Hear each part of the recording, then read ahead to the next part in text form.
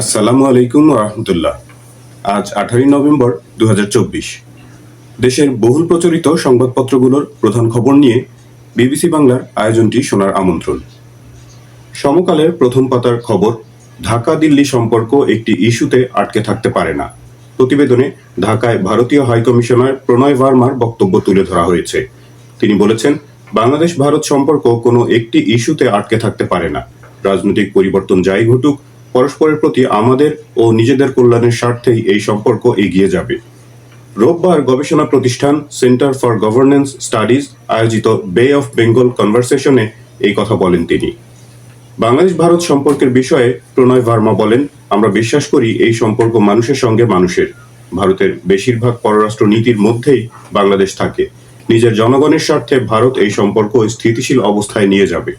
তিনি আরো বলেন, সন্ত্রাসবাদের প্রতি বাংলাদেশের জিরো টলারেন্স এবং বিদ্রোহীদের আশ্রয় না দেওয়ার বিষয়টি ভারতের জন্য গুরুত্বপূর্ণ। তাই বাংলাদেশের সঙ্গে ভারত একটি স্থিতিশীল, ইতিবাচক ও গঠনমূলক সম্পর্কের লক্ষ্যে প্রচেষ্টা চালিয়ে যাবে, যেখানে মূল অংশীজন হবে দুই দেশের জনগণ। ভারত বিশ্বাস করে দুই দেশের শান্তি, নিরাপত্তা, অগ্রগতি ও সমৃদ্ধি পরস্পরের সঙ্গে যুক্ত। নয়াদিগন্তের প্রধান শিরোনাম, হাসিনাকে ফেরত চাইব, 15 বছরের অপকর্মের বিচার করব। প্রতিবেদনে বলা হচ্ছে, কেবল জুলাই আগস্ট হত্যাকাণ্ডই নয়, গত 15 বছরে সব অপকর্মের বিচার করা হবে বলে জানিয়েছেন অন্তর্বর্তী সরকারের প্রধান উপদেষ্টা অধ্যাপক ডক্টর মোহাম্মদ ইউনূস। এমনকি শেখ হাসিনাকেও ভারত থেকে ফেরত চাওয়া হবে বলে জানিয়েছেন তিনি। অন্তর্বর্তী সরকারের 100 দিন পূর্তিতে রোববার সন্ধ্যায় জাতির উদ্দেশ্যে দেওয়া ভাষণে ডক্টর ইউনূস এইসব কথা জানান। দেশকে পুনর্গঠন করতে হচ্ছে মন্তব্য করে প্রধান উপদেষ্টা বলেন, জুলাই আগস্ট বিপ্লবের পর আমরা এমন একটি দেশ হাতে পেয়েছি যার সর্বত্র ছিল বিশৃঙ্খলা। স্বৈরশাসন টিকিয়ে রাখতে আইন শৃঙ্খলা বাহিনীকে জনগণের মুখোমুখি দাঁড় করিয়ে দেওয়া হয়েছিল। যারা স্বৈরাচারের আক্রোশের শিকার হয়ে এই পৃথিবী ছেড়ে চলে গেছেন, তাদের প্রতিটি হত্যার বিচার আমরা করবই। কেবল দেশে নয়, গুম, খুন ও জুলাই আগস্ট গণহত্যার সঙ্গে জড়িতদের আন্তর্জাতিক আদালতেও বিচারের উদ্যোগ নেওয়া হয়েছে বলে জানিয়েছেন ডক্টর ইউনূস। আইন শৃঙ্খলা রক্ষাকারী বাহিনীগুলোর কোনো সদস্য কিংবা অন্য কেউ যাতে হত্যা, গুম সহ এই ধরনের কোনো অপরাধে জড়িয়ে পড়তে না পারে, এই জন্য গুম বিরোধী আন্তর্জাতিক সনদে স্বাক্ষর করা হয়েছে বলে জানান প্রধান উপদেষ্টা। প্রথম আলোর প্রধান শিরোনাম, অত্যাবশ্যকীয় সংস্কার শেষেই নির্বাচন। প্রতিবেদনে বলা হচ্ছে, প্রয়োজনীয় কিছু অত্যাবশ্যকীয় সংস্কার কাজ শেষ করেই নির্বাচনের আয়োজন করা হবে। নির্বাচনের ট্রেন যাত্রা শুরু করেছে, এটা আর থামবে না। রোববার জাতির উদ্দেশ্যে দেওয়া ভাষণে এই কথাগুলো বলেন অন্তর্বর্তী সরকারের প্রধান উপদেষ্টা ডক্টর মোহাম্মদ ইউনূস। সেই সাথে নির্বাচনী সংস্কারের সিদ্ধান্ত হয়ে গেলে খুব দ্রুত নির্বাচনের রোডম্যাপও পাওয়া যাবে। তবে এই সংস্কারের জন্য নির্বাচন কয়েক মাস বিলম্বিত হতে পারে বলে জানিয়েছেন তিনি। তিনি বলেন, কয়েকদিনের মধ্যে নির্বাচন কমিশন গঠন করা হয়ে যাবে। এরপর থেকে নির্বাচন আয়োজন করার সমস্ত দায়িত্ব তাদের উপর বর্তাবে। নির্বাচন কমিশন ভোটার তালিকা হালনাগাদ সহ আরো কিছু কাজ শুরু করে দিতে পারবে।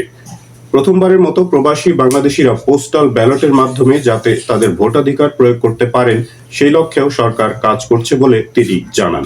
প্রধান উপদেষ্টা বলেন, সরকারের সবচেয়ে গুরুত্বপূর্ণ কাজ হচ্ছে একটি অবাধ, সুষ্ঠু নির্বাচন আয়োজনের মধ্য দিয়ে নির্বাচিত সরকারের কাছে দায়িত্ব হস্তান্তর। এজন্য রাজনৈতিক দলগুলোর সঙ্গে নিয়মিত যোগাযোগ রাখা হচ্ছে এবং চলমান সংস্কার প্রক্রিয়ায় তাদের প্রতিটি মতামত সক্রিয়ভাবে বিবেচনায় নেওয়া হচ্ছে বলে জানান তিনি। আশা করা হচ্ছে নির্ধারিত সময়ে ডিসেম্বর-জানুয়ারির মধ্যেই সংস্কার কমিশনগুলো তাদের সুপারিশ মালা সরকারের কাছে পেশ করতে পারবে। সবার ঐক্যমত্যের ভিত্তিতে সংস্কার প্রস্তাব চূড়ান্ত করা হবে।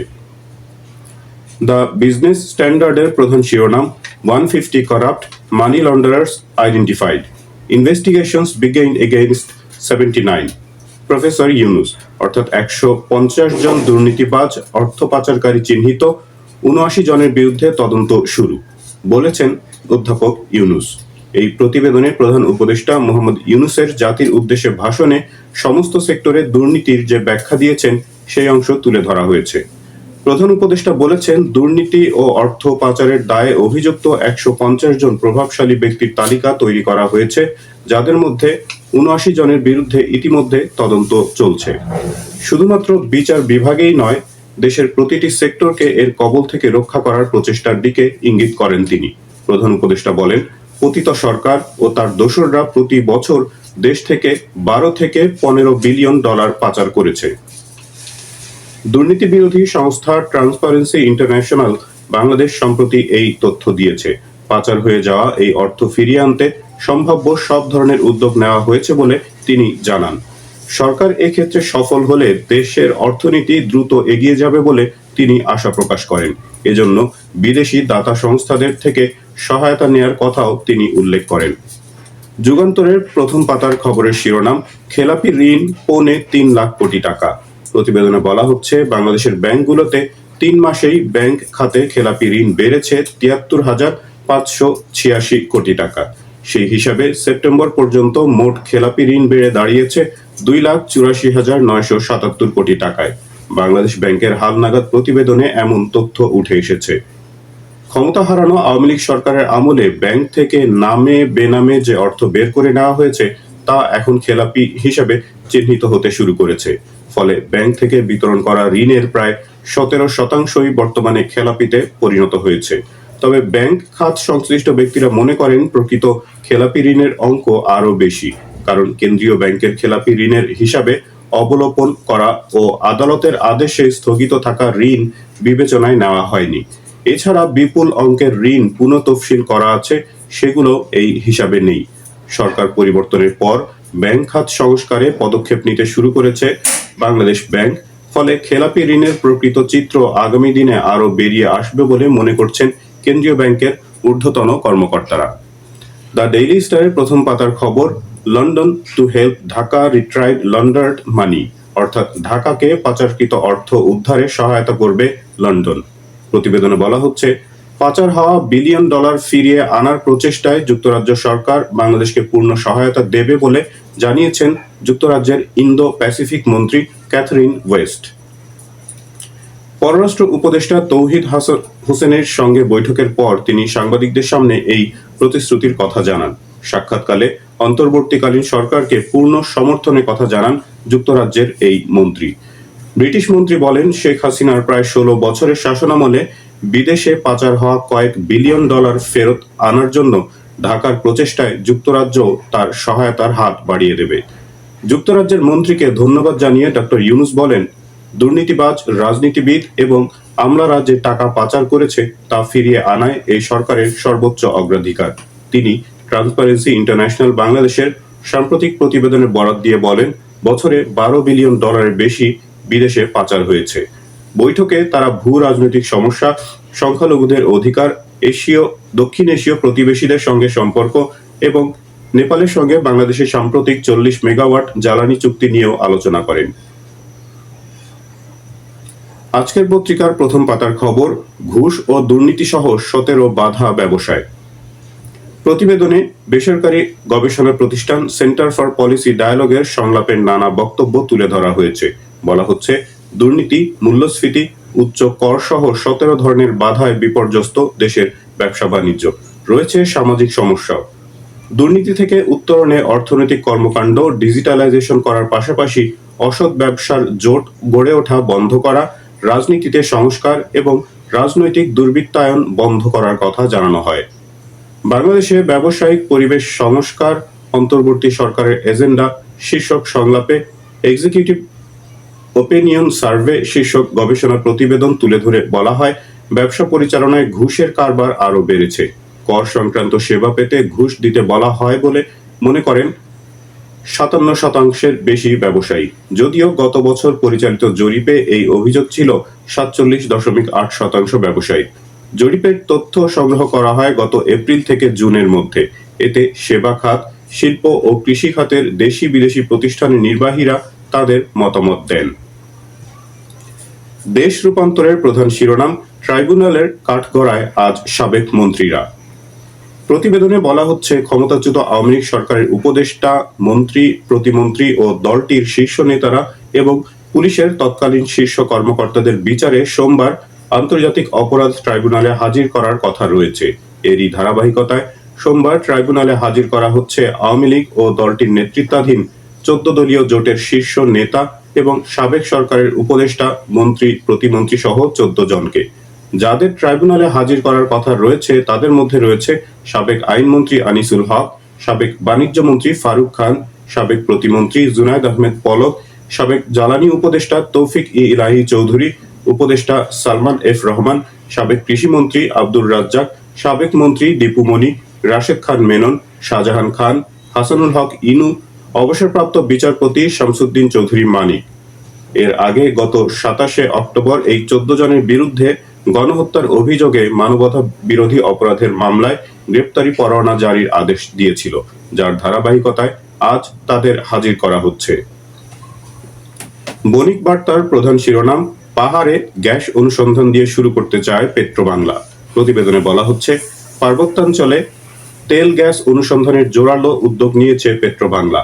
তাই স্থলভাগের জন্য প্রায় 3 দশক আগে করা উৎপাদন বন্টন চুক্তি বা প্রোডাকশন শেয়ারিং কন্ট্রাক্ট সংশোধনের মাধ্যমে নতুন খসড়া প্রস্তুত করা হয়েছে।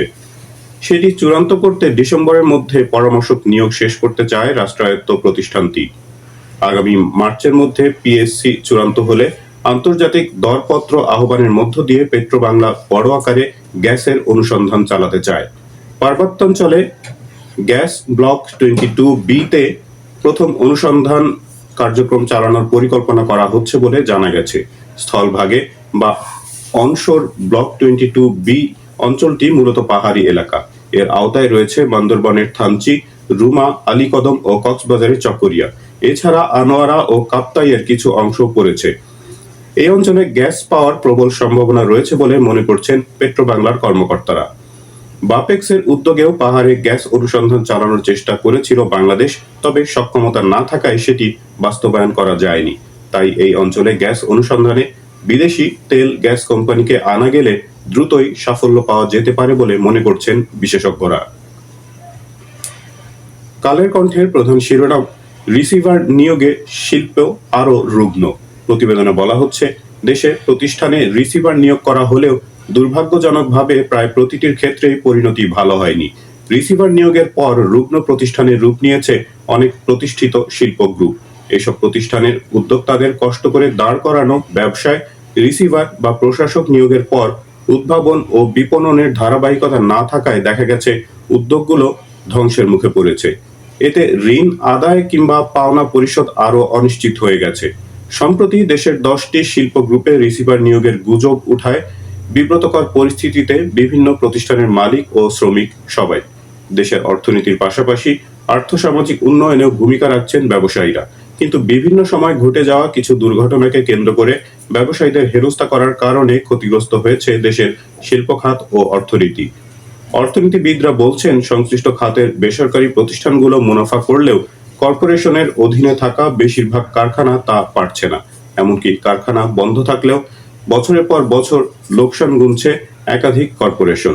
ফলে সরকারকে প্রতি বছর বিপুল অঙ্কের লোকসানের দায় নিতে হচ্ছে। প্রতিষ্ঠানগুলো টিকিয়ে রাখতে জনগণের করের টাকায় ভর্তুকি দেওয়া হচ্ছে। দেশের বর্তমান অর্থনৈতিক পরিস্থিতিতে এই দায় বহনের সুযোগ নেই। দর্শক, আজকের আয়োজনটি এই পর্যন্তই। আপনারা সবাই ভালো থাকবেন, প্রার্থনা সবার জন্য। আল্লাহ হাফেজ।